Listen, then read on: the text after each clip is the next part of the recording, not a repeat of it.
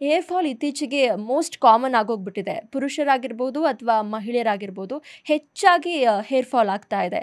ಇದು ಹೊಸ ಸಮಸ್ಯೆನಾ ಅಥವಾ ಹಳೆ ಸಮಸ್ಯೆನಾ ಡಾಕ್ಟರ್? ಹೇರ್ ಫಾಲ್ ಅನ್ನೋದು ಇದ್ದಿದ್ದೇ.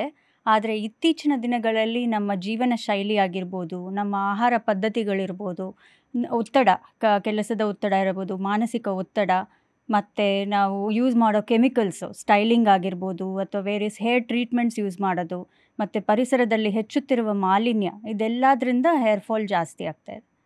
ಈ ಹೇರ್ ಫಾಲ್‌ಗೆ ಇಂಥದ್ದೇ ಕಾರಣ ಅಂತ ಏನಾದರೂ ಇದೆಯಾ ಡಾಕ್ಟರ್?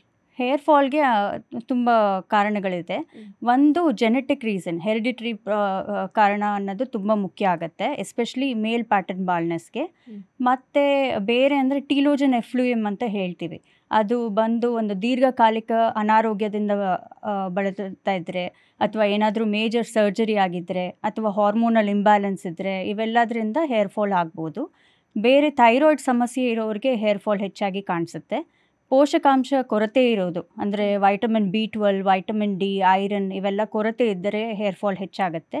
ಅದು ಬಿಟ್ಟು ಪರಿಸರ ಮಾಲಿನ್ಯ ಮತ್ತು ಈ ಕೆಮಿಕಲ್ ಟ್ರೀಟ್ಮೆಂಟ್ಸ್ ಈಗ ಅತಿ ಹೆಚ್ಚು ಯೂಸ್ ಮಾಡ್ತಾರೆ. ಈ ಸ್ಟೈಲಿಂಗ್ ಪ್ರಾಡಕ್ಟ್ಸ್ ಇರ್ಬೋದು, ಹೇರ್ ಪ್ರಾಡಕ್ಟ್ಸಲ್ಲಿ ತುಂಬ ಕೆಮಿಕಲ್ಸ್ ಇರುತ್ತೆ.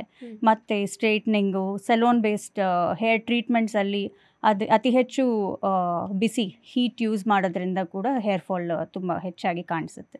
ಸೊ ಯೂಶಲಿ ನಾವು ನೋಡೋದು ಈ ಹಾರ್ಮೋನಲ್ ಇಂಬ್ಯಾಲೆನ್ಸು, ಇವೆಲ್ಲ ಮಿಶ್ರಿತ ಕಾರಣಗಳು ಇರ್ಬೋದು. ಈಗ ಹೇರ್ ಫಾಲ್‌ಗೆ ನಾವೇನಾದರೂ ಫುಡ್ಡನ್ನು ತಗೊಂಡು ಹೇರ್‌ನ ಆರೋಗ್ಯನ ಚೆನ್ನಾಗಿ ಮಾಡ್ಕೊಳ್ಬೋದು ಅಂತ ಯಾವುದಾದ್ರೂ ಇದೆಯಾ? ಹೇರ್ಗೆ, ಸ್ಕಿನ್ಗೆ ಎಲ್ಲ ಯೂಶಲಿ ಫುಡ್ ಹ್ಯಾಬಿಟ್ಸ್ ಅನ್ನೋದು ತುಂಬ ಮುಖ್ಯ ಆಗುತ್ತೆ. ಪೋಷಕಾಂಶ ಇರೋ ಆಹಾರ ಸೇವನೆ ಮಾಡೋದು ತುಂಬ ಮುಖ್ಯ. ವೈಟಮಿನ್ಸ್, ಮಿನರಲ್ಸ್ ಇವೆಲ್ಲ ಇರೋದು ಅಂದರೆ ತರಕಾರಿ, ಹಣ್ಣು, ಸೊಪ್ಪು ಇವೆಲ್ಲ ಪ್ರತಿನಿತ್ಯ ಸೇವನೆ ಮಾಡಬೇಕು. ಜೊತೆಗೆ ಸಮತೋಲನ ಇರುವ ಆಹಾರ, ಕಾರ್ಬೋಹೈಡ್ರೇಟ್ಸ್ ಆಗಲಿ, ಪ್ರೋಟೀನ್ಸ್ ಆಗಲಿ, ವೈಟಮಿನ್ಸ್, ಮಿನರಲ್ಸ್ ಆಗಲಿ ಎಲ್ಲ ಸಮತೋಲನ ಇರುವ ಆಹಾರ ಸೇವನೆ ಮಾಡಬೇಕು. ಈ ತೂಕ ಕಮ್ಮಿ ಆಗಬೇಕು ಅಂತ ಕ್ರ್ಯಾಶ್ ಡಯಟಿಂಗ್ ಮಾಡೋದು, ಇವೆಲ್ಲ ಮಾಡಿದಾಗ ಹೇರ್ ಫಾಲ್ ಅತಿ ಹೆಚ್ಚು ಕಾಣಿಸುತ್ತೆ. ನಮ್ಮ ಡಯಟ್ ಅನ್ನೋದು ತುಂಬ ವಾಚ್ ಮಾಡಿ ಕೇರ್ಫುಲ್ಲಾಗಿ ತೊಗೊಳ್ಳೋದು ತುಂಬ ಇಂಪಾರ್ಟೆಂಟ್.